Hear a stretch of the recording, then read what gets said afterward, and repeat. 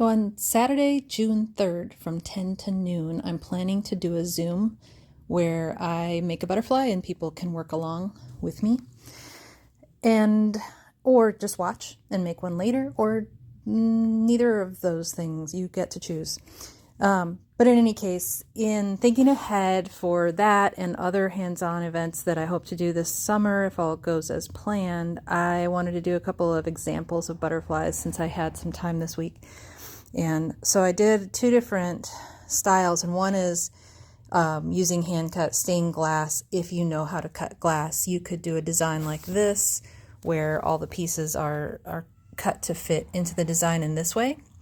There are a lot of patterns you can find online for this, but I've been working on some drawings that people can use as patterns, and I'll get those posted on my website and find a way to share those when I can.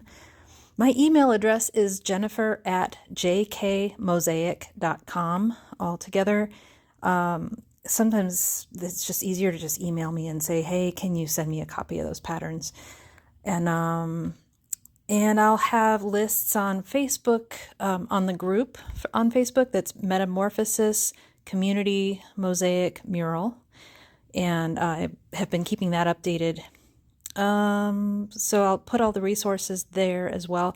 In any case, this is another option, is if you can get your hands on these little tiles, and if I see you in person, I will have them available to use, and they're just really easy to cut with nippers. These are my nippers. So those are a couple of options. And then there's also just, nipping up a bunch of glass and piecing it together willy-nilly. So I'll try to address different options, but I'm only going to have the 2 hours, at least for this first session, to help people get started. So the other thing that you'll need is fiberglass mesh, and it needs to be alkaline resistant fiberglass mesh. This is something you can get from mosaic suppliers. I also put some supplies on my shop on jkmosaic.com.